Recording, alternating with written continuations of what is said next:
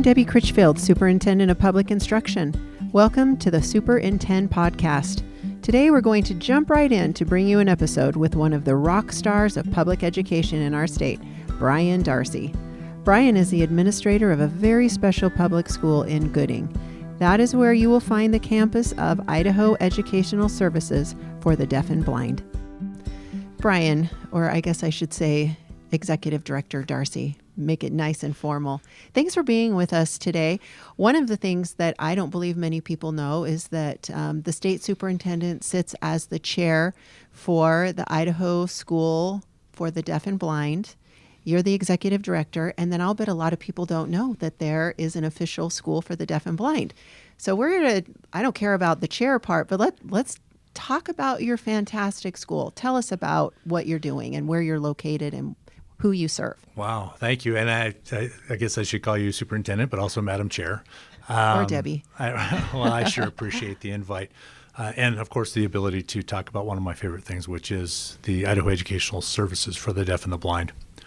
We were originally established in 1906 over at the west wing of the state capitol. And there's actually a picture of that school burning down when the capitol was being built, if you look in the basement. And then they consequently moved us over when Governor Gooding donated 40 acres in Gooding to have the school built. So we've been there since then, and we've seen a lot of iterations. Primarily, we were a compulsory school, which meant that if you were deaf or blind and you wanted an education in Idaho, that you had to come to the school. Of course, PL 94-142 changed that in the 70s, where it created free and appropriate public education for all students. Since then, we've seen a lot of iterations, and most recently in 2009, we had our statute change, and that gave us our own board, of which you're the chair. And in that, it identified that we provide a full continuum of education for all students who are deaf, hard of hearing, blind, or low vision, or a combination. And so that's how we exist. We provide services from birth to age 21 across the entire state. And then in that, we also provide direct services, which is the school, the campus, the Idaho School for the Deaf and Blind in Gooding, Idaho. And I've been to the campus quite a bit. And frankly, before I was in this position, your campus has hosted conference championships for track and field, and your students participate in athletics. Let's talk about that a little bit. You betcha. So our school is a typical school. The only difference is that we go about having education with different access points.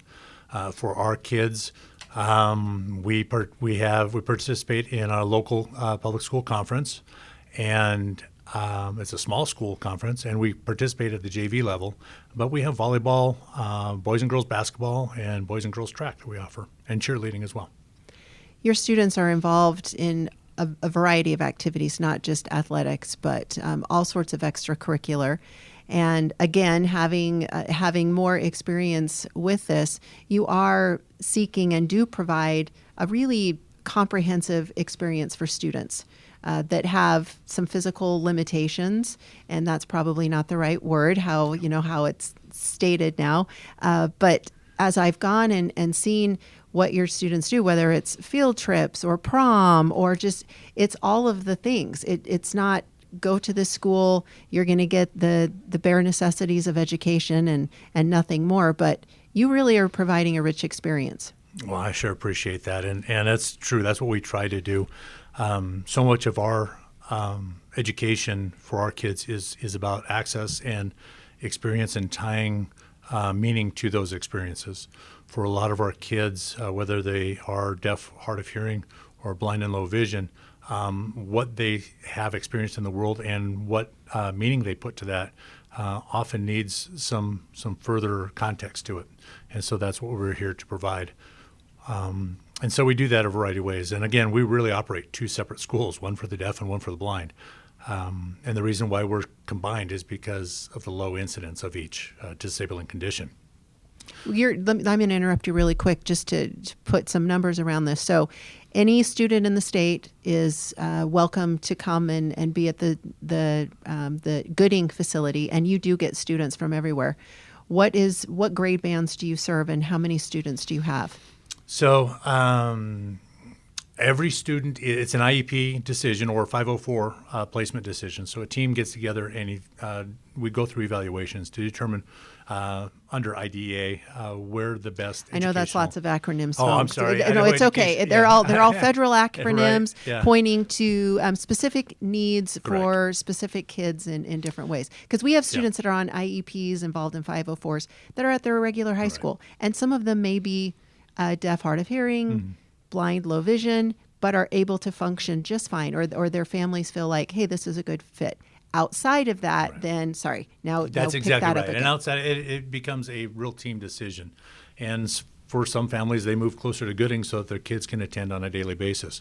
But for those kids who are in Post Falls or Salmon, we provide a weekly bus system. So our campus does have a residential component, I should say that, and we're a Monday through Thursday school, so to match with our local public school.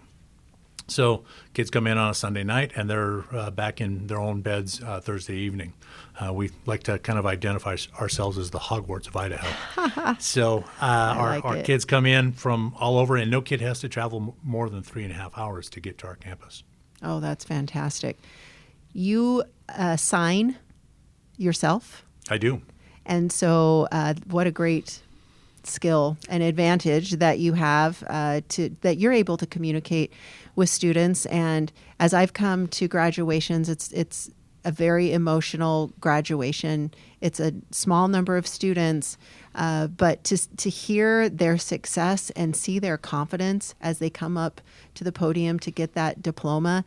And, I speak at a lot of different things, but it's not often that you have someone that's to the side of you signing what you're saying, clearly not only for the student, but for many of the families that are there to support their students. That's correct, and community members that also come in and support.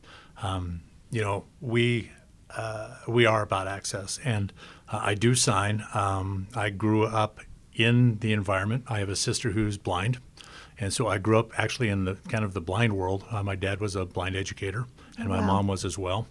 My dad was actually the superintendent of the Idaho School for Deaf and Blind, and retired, I want to say 2020. Nice. It was quite a while ago.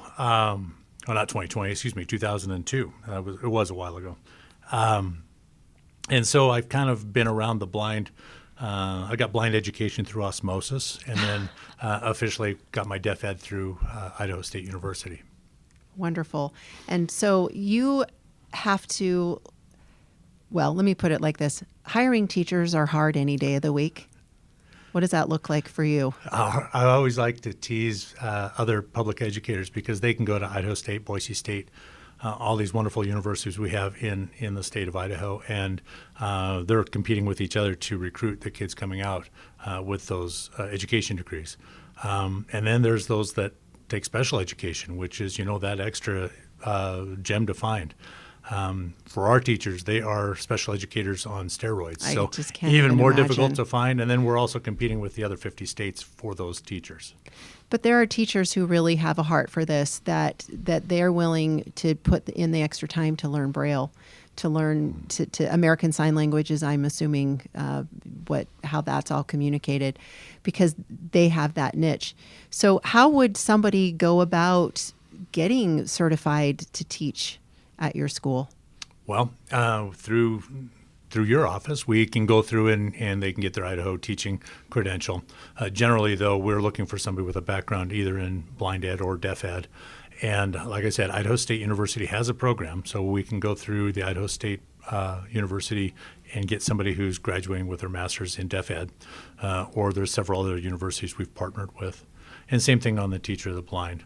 A lot of times, though, we are finding teachers who have an interest and have other certifications, and then we send them on to get their blind ed. And we have partnerships with universities at Portland State, Texas Tech, and several others that can provide that. Well, if someone is sparked, we'd encourage them to reach out to you or to pursue something like that. You've been at this a long time, and I'm not saying this because I'm in front of you, because I say this behind your back. You do an excellent job. I can't even imagine that your day in and day out, and your skill set, and just your management abilities, your connection with people. I respect that so much, and thank you. What could you leave with us as far as what your experience has been? Well, I appreciate those very kind words, but honestly, it's a team effort, and all I've been able to do is pull together the right people to do the work. I'm in a constant state of awe with the staff that I work with and the people that I work with, and then the kids that graduate. It's a wonderful experience for me, and it's been a great vocation. What would you have in our final moments here, have our listeners really know and understand? What's your elevator speech about the services and the school in Gooding? Oh gosh, that's probably the toughest question. Love for you to come out and see what we do. Get a hold of me if you have any interest in either what we can do in your school district or in your community. We have 7 regional offices throughout the entire state, and we can come in and provide services. If you know of a kid who's blind, low vision, or even suspected of that, we can come in and help evaluate. So we're always on the lookout for helping and finding those kids and helping school districts in educating their kids. Executive Director Brian Darcy, thank you so much for joining us. I feel like we need a part 2. Would you come back and visit with us another time? Anytime. Thank you very much for the opportunity. Thanks again. Again, our guest on this episode of The Superintendent has been Brian Darcy, Administrator of Idaho Educational Services for the Deaf and Blind in Gooding. This podcast is produced by the Idaho Department of Education. Episodes are available on Apple Podcasts, Spotify, and Google Podcasts. They can also be streamed on YouTube and the department's website, sde.idaho.gov. I'm Superintendent Debbie Critchfield. Thanks for listening.